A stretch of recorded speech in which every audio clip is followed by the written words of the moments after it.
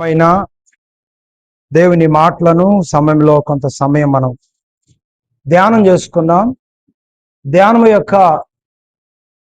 ప్రాముఖ్యతను ఈరోజు పరిశుద్ధుడైన దేవుడు మరి మన కొరకు సిద్ధపరచి అందిస్తున్న ప్రతి దేవుని వాగ్దానము మనము క్రమముగా ధ్యానం చేసుకుంటూ ఆయన సన్నిధిలో ముందుకు కొనసాగుదాం. ఇప్పటి వరకు పాటల ద్వారా గనుడైన యేసుక్రీస్తు నామాన్ని మహిమపరచడానికి అనుమతిస్తూ అవకాశం ఇస్తూ ముందుకు నడిపిస్తా వచ్చినటువంటి ఆ పరిశుద్ధుడైన దేవునికే మహిమ కలుగును గాక.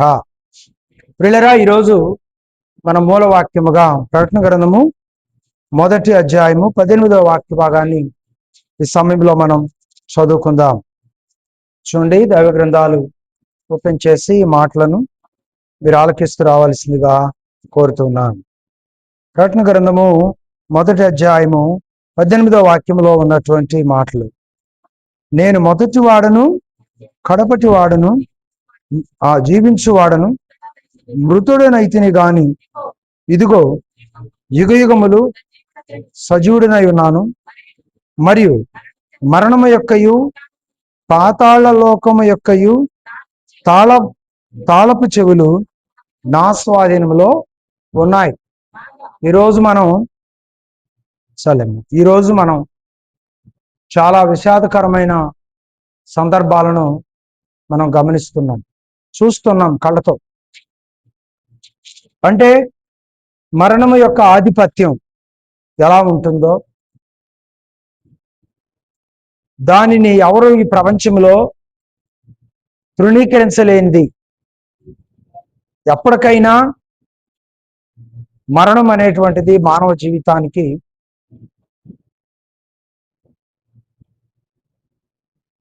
నిశ్చయించబడి ఉన్నది. దాని నుండి తప్పించుకోవాలని ఎవరు ప్రయత్నం చేసినా చివరికి వారు ఓడిపోవాల్సిందే తప్ప వారు జయించేదానికి అవకాశము లేదు. అయితే ఆ మరణం అనేటువంటిది ఓడిపోయే సమయం అవుతుంది. అది ఎప్పుడంటే ఈ భూలోకంలో దేవుని బిడ్డలంగా మనం జీవిస్తూ ఆయన యందు భయభక్తులు కలిగి జీవించినటువంటి వారికి ఆ ధన్యత, ఆ ప్రాధాన్యత నియమించబడి ఉన్నదని కూడా వాక్యం తెలియజేస్తాం. మరి అకాల మరణాలు, వెంకటరావు గారి మరణం అవ్వచ్చు, మరి నిన్న నాగేశ్వరరావు గారి మరణం అవ్వచ్చు. ఈ మరణాలు చూడండి, అకాల మరణాలు. ఆ మరణం నుండి తప్పించుకునే ఎవరు లేరు. ఏదో ఒక రోజున ఆ మరణము ప్రతి మనిషిని ప్రాప్తిస్తుంది అని మనం తెలుసుకొని మనం ఏం చేయాలంటే దేవుని ఎదుట మనము నమ్మకంగా ఉండటానికి ప్రయత్నించాలి. ఎందుకో తెలుసా? దేవుడు ఎవరండి? మొదటివాడు కడపటి వాడును, మృతుడనైతిని కానీ ఇదిగో యుగయుగములు సజీవుడనై ఉన్నాను. సజీవుడై ఉన్న దేవుడు తన యందు భయభక్తులు కలిగిన వారిని కూడా సజీవులుగా నిలబెట్టగలడు. మరణము శారీరకంగా అది అందరికీ వస్తుంది, కానీ మనకు ఒక విశ్వాసం ఉంది, క్రైస్తవ నిరీక్షణ. అదేంటంటే మనకు యుగయుగాలు దేవునితో కలిసి జీవించే ఒక గొప్ప భాగ్యము దేవుడు మన కొరకు సిద్ధపరిచాడు. దాన్ని ఎవరు సంపాదించుకుంటారు? దేవుని యందు భక్తి కలిగిన వారు, ఆయనకి ఇష్టలు ఆ భాగ్యాన్ని సంపాదించుకుంటారు అనే వాస్తవాన్ని మనం గుర్తించాలి. దేవుడు ఎవరు? దేవుడు బలవంతుడు. మానవుడు ఎవరు? బలహీనుడు. కానీ బలహీనమైన మానవుడు బలవంతుడైన దేవుని ఎదుట ఏదో గొప్పగా ఉండాలని ప్రయత్నం చేస్తాడు. చివరికి ఏమైపోతాడు? ఫెయిల్ అయిపోతాడు. అందుకే భూలోకంలో దేవుడు మనకి ఏమిచ్చినా సంతోషముగా, తృప్తితో ఈ లోకంలో జీవిస్తూ దేవునికి మహిమార్థంగా బ్రతకటం చాలా ప్రాముఖ్యమైంది. ఇర్మియా గ్రంథం 10వ అధ్యాయం 12వ వచనంలో ప్రభు అంటున్నాడు, నేను బలమైన క్రీస్తును. మరి మీరెవరు? మీరు బలహీనమైన వారు. చక్కగా అక్కడ దేవుడు మన కొరకు ఈ మాటలు సిద్ధపరిచాడు. ఏమని? ఆయన బలము చేత భూమిని సృష్టించను. అలాగైతే ఈ సర్వసృష్టిని చూడగా దేవుని బలము ఏమిటో దేవుని బలము ఏమిటో దేవుని బలము ఏమిటో మనకు అర్థమవుతుంది. ఆయన మాత్రమే పరాక్రమశాలి. అలాగే ఇర్మియా 13:12 ఏమన్నాడు? ప్రభు అయిన యేసుక్రీస్తు బలము మానవుని బలము వంటిది కాదు. ఆయన యొక్క బలము సర్వశక్తి, సర్వసంపూర్ణత, సర్వాధికారములో ఉన్నది. ఆయన బలము చేత భూమిని సృష్టించను. ఆయన బలము చేత భూమిని సృష్టించను. మరి మన బలము బలహీనమైనది, దేవుని బలము బలమైనది. పాయింట్ గుర్తుపెట్టుకుని, మన బలము బలహీనమైనది, దేవుని బలము బలమైనది. మరి ఈరోజు బలహీనుడు బలవంతుణ్ణి ఏదో చేయాలని, ఏదో మాట్లాడాలని ప్రయత్నం చేస్తాను. ఏం సాధించగలడండి బలహీనుడు? ఏమీ సాధించలేడు. తన ఆలోచన అపవిత్రం చేసుకోవటం తప్ప దేవుని ఎదుట అతడు ఏమీ సాధించలేడు అనే వాస్తవాన్ని మనం గుర్తించి, దేవుడు బలవంతుడు, ఆయన సృష్టికర్త, ఆయన పరాక్రమశాలి అని చెప్పి ఏం చేయాలంటే మనం ఎప్పుడు దేవునికి లోబడి దేవుని ఎదుట కృతజ్ఞతలు చెల్లించే వారిగా ఉండాలి. జెఫన్యా గ్రంథం 3:17 దేవుడు తెలియజేస్తున్న మాట ఏంటంటే, ఇక్కడ మనం గమనించినట్లయితే, ఇదిగో ఆయన మాత్రమే పరాక్రమము కలిగిన దేవుడు. మరి ఆయన పరాక్రమాన్ని మన ఇష్టానుసారంగా మనము ఉపయోగించుకోవాలని ప్రయత్నం చేస్తే చివరికి మనమే ఓడిపోతాం, చివరికి మనమే బలహీనమైపోతాం. ఆయన పరాక్రమాన్ని మనం ఎప్పుడు గౌరవించాలా, ఆయన పరాక్రమానికి మనము లోబడాలా, ఆయన చిత్తానుసారంగా ఈ లోకంలో బ్రతకటానికి మనం ప్రయత్నము చేయాలా. చూడండి, మనిషి ఆరోగ్యంగా ఉన్నంత వరకు గొప్పగా ఆలోచన చేస్తాడు, తన గొప్పతనాన్ని ప్రపంచానికి చాటుకోవాలని చూస్తాడు, తాను నివసిస్తున్న ప్రాంతాల్లో చాటుకోవాలని చూస్తారు. కానీ ఎవరి గొప్పతనము ఎవరికి గొప్ప కాదండి. ఎవరి గొప్పతనము వారికే. ఇప్పుడు నువ్వు బంగారం కొనుక్కున్నావు, అది నీకే. నువ్వు చదువుకున్నావు, అది ఎవరికి? నువ్వు చదువుకున్నావు, అది ఎవరికి? నీ చదువు నాకు ఉపయోగపడుతుందా? ఎవరి చదువు వారికే ఉపయోగపడుతుంది. ఎవరి బంగారము వాళ్ళకే ఉపయోగపడుతుంది, ఎవరి డబ్బు వాళ్ళకే ఉపయోగపడుతుంది, ఎవరి భూమి వాళ్ళకే ఉపయోగపడుతుంది, ఎవరి గృహములు వాళ్ళకే ఉపయోగపడతాయి. కాబట్టి మనం హెచ్చించుకోవటానికి మన దగ్గర ఏమీ లేదు. కాబట్టి మనం ఎలా ఉండాలి? ఏమి కలిగి ఉన్నప్పటికీ విధేయులుగా ఉండాలి, దేవుని భయాన్ని కలిగి ఉండాలి. అన్ని విషయాల్లో కృతజ్ఞతా భావాన్ని మనం కలిగి ఉండి దేవుని ఎదుటి నమ్మకత్వాన్ని ముందుకు కొనసాగించుకోవాలని చక్కగా దేవుని మాటలు తెలియజేస్తున్నాయి. నేను 1-2 మాటలు చూపించి నేను ముగించడానికి ప్రయత్నం చేస్తా. యెషయా గ్రంథము 9:6 ప్రభు ఏమంటున్నాడు? యెషయా గ్రంథం 9:6 ఆయన అద్భుతకరుడు, ఆలోచనకర్త, బలవంతుడైన దేవుడు, నిత్యుడుగు తండ్రి, సమాధానకర్త, యుగాధిపతి. ఆయన ఎవరండి? ఆయన బలము చేత భూమిని సృష్టించాడు. ఈరోజు ఎవరైనా దేవుడు సృష్టించిన భూమి మీద బ్రతకడమే తప్ప భూమిని ఎవరైనా సృష్టించగలిగారా? ఈ భూమి ఎవరిది? ఈ భూమి ఎవరు సృష్టించారు? ఆయన ఇచ్చినటువంటి మహాభాగ్యాన్ని బట్టి భూమి మీద మనం బ్రతుకుతున్నాం. కాబట్టి దేవునికి మనము నమ్మకస్తులంగా ఉండాలి, భయం కలిగి ఉండాలి అనే వాస్తవాన్ని ఈరోజు చాలా మంది మర్చిపోతున్నారు. ఈ వాగ్దానాలు మీ జీవితానికి ప్రయోజనకరంగా మార్చబడాలని దేవుడైతే కోరుతా ఉన్నాడు. మరి మనం ఎలా ఉన్నాం? మన పరిస్థితి ఏంటి? రోమీయులకు రాసిన పత్రిక 5:6 దేవుడు ఎవరు? ఎలాంటి వ్యక్తి? ఆయన ఏం చేశాడు మనం చూసాం. ఇప్పుడు మానవుడు ఎవరు? మానవుడు ఎలాంటి వ్యక్తి? ఈయన ఏం చేశాడు? చూడండి ఒకసారి వాక్యాన్ని మనం గమనించినట్లయితే, రోమీయులకు రాసిన పత్రిక 5:6 ప్రభువులాగా తెలియజేస్తున్నాడు. ఏమని? వేలయనగా, వినండి, వేలయనగా మనం బలహీనులమై ఉండగా క్రీస్తు యుక్త కాలమున భక్తిహీనుల కొరకు చనిపోయిను, నీతిమంతుని కొరకు సైతము ఒక చనిపోవుట అడుగు, మంచివాడి కొరకు ఎవడైనా ఒకడు చనిపోగా అయితే దేవుడు మన ఎడల తన ప్రేమను వెల్లడి చేసి ఉన్నాడు. వినండి, మనం ఇంకను పాపులమై ఉండగా క్రీస్తు మన కొరకు చనిపోయాడు. మనము బలహీనులు, బలవంతులైన దేవుడు మన కొరకు ఏం చేశాడు? మనం పాపులమై ఉండగా క్రీస్తు మన కొరకు చనిపోయాడు. నెక్స్ట్, ఆయన రక్తం వలన ఇప్పుడు మనము నీతిమంతులుగా తీర్చబడుతున్నాం. మరి నిశ్చయముగా ఆయన ద్వారా ఆయన ద్వారానే మనకు రక్షణ కలుగుతుంది. మరి మనం బలహీనంగా ఉన్న మనం బలవంతులం కావాలని ప్రభు ఈ కార్యాలు మన కొరకు చేసి ఉన్నాడు. రోమీయులకు రాసిన పత్రిక 6:23 ఒకసారి మనం చదివినట్లయితే ఇక్కడ దేవుడు కొన్ని మాటలు తెలియజేస్తున్నాడు. అమ్మా, ఏలయనగా పాపం వలన వచ్చే జీతము మరణం, అయితే దేవుని కృపావరం మన ప్రభు అయిన యేసుక్రీస్తునందు అది. పాపం వలన ఏమొస్తుంది? మరణం వస్తుంది. కానీ దేవుని నమ్ముకోవడం ద్వారా ఏమొస్తుంది? నిత్య జీవము వస్తుంది. ఈ వాస్తవాన్ని మనం గమనించాలి. చూడండి, దేవుని నమ్ముకోకపోతే మరణం, పాపం వలన వచ్చు మరణం. కానీ దేవుని నమ్ముకోవడం ద్వారా వచ్చేది జీవం. ఈరోజు మనం దేవుని ఎదుకు వచ్చాం. దేనికి వచ్చాం?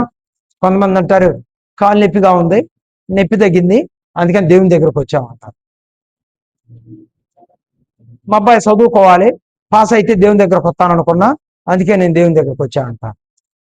ఈ భూలోక సంబంధమైన వాటికి లింక్ పెడతారు. కానీ దేవుడు చేసిన కార్యం ఎంత గొప్పదో, ఏమిచ్చి ఆయన రుణం తీర్చగలం.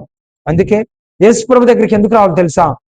ఆయన మన కొరకు చేసిన త్యాగాన్ని బట్టి మనం దేవుని యొద్దకు రావాలే తప్ప మనం ఏదో భూ సంబంధమైన వాటిని బట్టి మనం దేవుని యొద్దకు వస్తే మనం దేవుని దగ్గర నిలవలేము.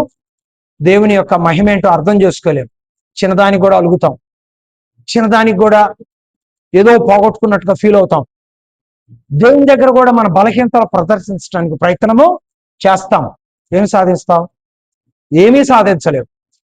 దేవుని దృష్టిలో చెడ్డ వ్యక్తిగా ముద్రవే పడతావే తప్ప దాని వలన ఏ ప్రయోజనము లేదు. భూ సంబంధంగా ఏ బలహీనతలు ఉన్నా, భూ సంబంధంగా ఏ సమస్యలు ఉన్నా వాటిని దేవుని దగ్గర అడిగి వాటిని మరి మనం పరిష్కారం మార్గం ఎత్తుకోవాలి తప్ప భూ సంబంధమైన విధానాలు దేవుని ఎదుట మనం వ్యక్తపరచడానికి ఎప్పుడు ప్రయత్నము చేసేవారిగా ఉండకూడదు. ఎందుకంటే ఆయన సజీవుడు. దేవుడు ఏం కోరుకుంటున్నాడు? తన ఎందుకు భయభక్తులు కలిగిన వాడు కూడా సజీవులుగా ఉండాలని దేవుడు కోరుతా ఉన్నాడు. మరి సజీవులుగా ఉండాలంటే ఎలా ఉండాలా? ఎప్పుడు మనం విజయంగా ఉండాలి. ఈరోజు చాలా మంది ఏం చేస్తారు తెలుసా? కొన్నిసార్లు ఏమో బలవంతులుగా ఉంటారు, ఇంట్రెస్ట్గా ఉంటారు. కొన్నిసార్లు ఏమో మనకు సంబంధించింది కాదులే, మంద కాదులే, ఏదో ఆ దేవుడు సంబంధించిందిలే అనే భావంలో ఉంటారు. ఆయన దయ లేకపోతే ఈ భూమి మీద మనం బ్రతకలేం. ఆయన దయ లేకపోతే ఈ భూమి మీద మనం కష్టపడలేం. ఆయన దయ లేకపోతే మనం ఏమీ కూడా సాధించలేము అనే వాస్తవాన్ని గుర్తించి బలహీనులమైన మనల్ని బలపరచడానికి మన ప్రభు అయిన యేసుక్రీస్తు వారి లోకంలోనికి వచ్చాడనే వాస్తవాన్ని గుర్తించి బలవంతులైన దేవునికి మహిమార్థంగా ఈ లోకంలో బ్రతకటానికి మనం ఎప్పుడూ సిద్ధంగా ఉండాలి. ఇంకా దేవుడు మన కొరకు ఏం చేశాడంటే ఏకంగా తన ప్రాణాన్ని మన కొరకు అప్పగించాడు. ఇందా చదువుకున్నాం కదా, రోమీయులకు రాసిన పత్రిక 5:6 ప్రకారం ఆయన ప్రాణాన్ని ఏకంగా మన కొరకు అర్పించిన గొప్ప దేవుడు. అలాగే ప్రియులారా, మన బలహీనతల నుండి మనలను తొలగించి మనలను బలవంతులుగా భూలోకములో నిలబెట్టి పరలోకములో ఆయన జీవాన్ని ప్రసాదించడానికి ఈ లోకంలోనికి దేవుడు వచ్చి ఆయన మన కొరకు చేసిన త్యాగం ఎంత గొప్పది. లాస్ట్ గా యెషయా గ్రంథము 53:3-5 మనం చదువుకున్నట్లయితే ఆయన ఎంత గొప్ప కార్యం చేశాడో, ఆయన ఎంత గొప్ప త్యాగం చేశాడో ఆ వివరణ ఆ వాక్య భాగంలో ఇక్కడ మనకు అర్థమవుతుంది పిల్లారా. చూడండి, యెషయా గ్రంథము 53:3-5 ఈ మాటలు మనం ఈ సమయంలో చదువుకుందాం. అతడు తృణీకరింపబడిన వాడును,